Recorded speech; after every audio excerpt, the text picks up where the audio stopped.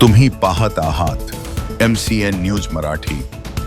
जळगाव जामोद शहरातील एका जमिनीच्या व्यवहारात संगनमत करून चक्क ब वर्ग जमिनीचे अवर्ग धारण अधिकारात रूपांतर करून शासनाची आणि फिर्यादीची फसवणूक केल्याच्या घटनेने एकच खळबळ उडाली आहे।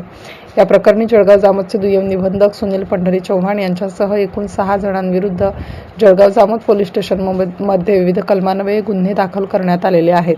या प्रकरणात जळगाव जामोदचे दुय्यम निबंधक सुनील पंढरी चव्हाण यांचा अटकपूर्व जामीन मंजूर झाला आहे। या संदर्भात MCN न्यूज मराठीचे संपादक राजीव वाढे यांनी दुय्यम निबंधक सुनील चव्हाण यांच्याशी प्रत्यक्ष संवाद साधला असता चव्हाण यांनी फिर्यादीने त्यांच्यावर केलेले माझ्यावरील आरोप बिनबुडाचे असून संपूर्ण व्यवहार कागदपत्रांची पूर्तता करून करण्यात आल्याचे त्यांनी याप्रसंगी सांगितले।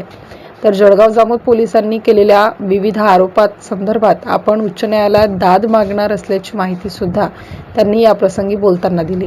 कायदा 1882 चे कलम 55 नुसार मी जे काम केले ते नियमाला धरून आहे। न्यायव्यवस्थेवर माझा विश्वास असून सदर तक्रार ही खारिज होणारच असल्याचा आशावाद देखील त्यांनी यावेळी व्यक्त केला। MCN न्यूज मराठीकरिता संपादक राजीव वाढे, जळगाव। सर, मनीष गांधी यांनी जी फिर्याद दिली त्या आधारे दुय्यम निबंधकसह इतर 6 लोकांवर गुन्हे दाखल झाले। तर तुमची सर नेमकी याच्यावर बाजू काय आहे? या कार्यालयात सन 2021 मध्ये मनीष गांधी व त्यामधील इतर पक्षकार यांनी सीट नंबर 15 प्लॉट नंबर 56 बावलचा दस्त सादर केला होता। सदर दस्तातील मालमत्ता ही ब सत्ताची असल्यामुळे व त्याला हस्तांतर करण्याकरिता सक्षम अधिकारी यांची परवानगी आवश्यक असते।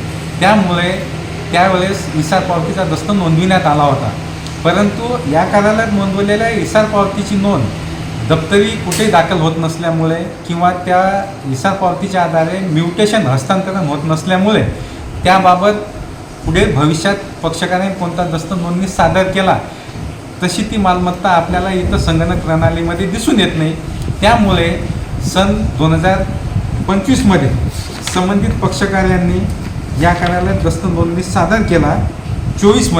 सन 2024 मध्ये दस्त नोंदणी सादर केला। त्यावेळी दस्तातील नमूद मालमत्तेचे वर्णन व दस्तासोबत जोडलेल्या पूरक दस्तऐवजाचे वर्णन याची पडताळणी करून दस्तामधील आवश्यक मुद्रांक शुल्क वसूल करण्यात आला आहे। संबंधित पक्षकार लिहून देणार जे आहेत अब्दुल हबीब मोहम्मद मुसा व मोहम्मद शरीफ मोहम्मद मुसा यांनी दस्त नोंदणी सादर केला। त्यावेळी सादर केलेली आखीव पत्रिका ही सत्ता प्रकारची दस्तासोबत जोडलेली आहे।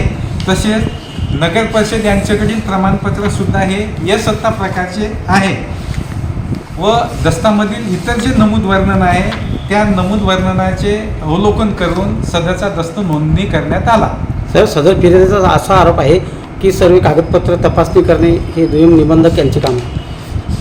आमच्या इथं सादर झालेल्या दस्तामधील नमूद मालमत्तेचे वर्णन व त्यासोबत जोडलेल्या 7/12 किंवा आखीव पत्रिका याच्या वर्णनाशी ही मालमत्ता जुळते की नाही याची पडताळणी करणे आमचे काम आहे। बाहेरून पक्षकारांनी दस्तऐवज नोंदणी सादर करताना त्यांनी कसा लिहायचा, काय लिहायचा आणि किती मालमत्ता बोजा दाखवायचा किंवा किती रकमेत तो विक्री करायचा हे त्यांचे मोबदला किती ठरवण्याचे अधिकार हे सर्वस्वी त्यांचे आहे।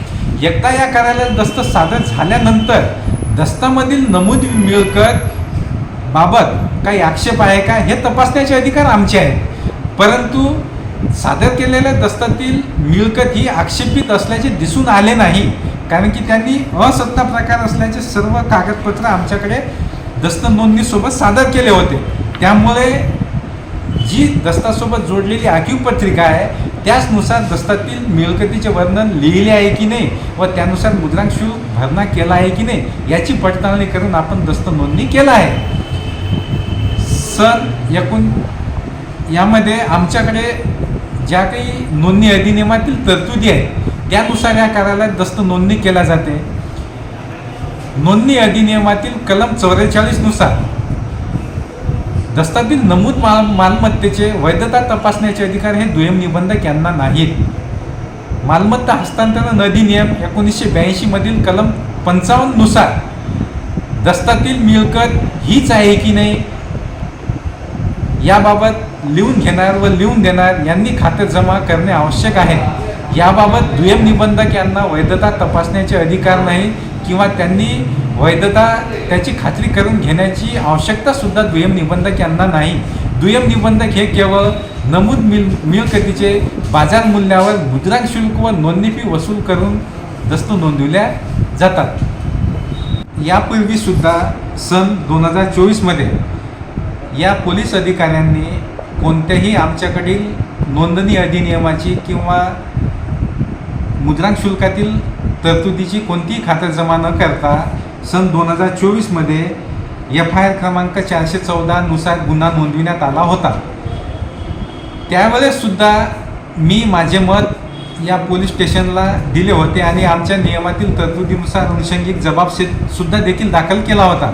परंतु त्यांनी वैयक्तिक आकस्पोटी माझ्याविरुद्ध गुन्हा दाखल केल्यामुळे शेवटी मला नाईलाजास्तव मान्य उच्च न्यायालयातून याविरुद्ध दाद मागावी लागली व तेथे मान्य उच्च न्यायालयाने संबंधित पोलीस स्टेशननी दाखल केलेला गुन्हा रद्द केलेला आहे. यामुळे यावेळेससुद्धा मला यांनी दाखल केलेल्या गुन्ह्याविरुद्ध मान्य उच्च न्यायालयात दाद मागायची आहे व माझा पूर्ण न्यायालयीन प्रक्रियेवर विश्वास आहे की अशा खोट्या प्रकारे दाखल होणाऱ्या गुन्ह्याची मान्य न्यायालय दखल घेतील व यांच्याविरुद्ध योग्य ती कारवाई करण्याची मी तजवीज ठेवलेली आहे. या व्यतिरिक्त मान्य उच्च न्यायालयाच्या निर्णयानुसार मी सदर जनतेला एकच आवाहन करू इच्छितो की विनाकारण खोटे दाखल होणाऱ्या गुन्ह्याच्या संदर्भात माझी जे काही जनमानसात आज रोजी संबंधित पोलीस स्टेशनकडून प्रतिमा मलिन करण्याचा प्रयत्न केला आहे, याबद्दल मी भविष्यात निश्चित यांच्या विरुद्ध उच्च न्यायालयात दावा दाखल करील व त्यांच्याकडून मला निश्चित न्याय मिळेल ही अपेक्षा व्यक्त करतो.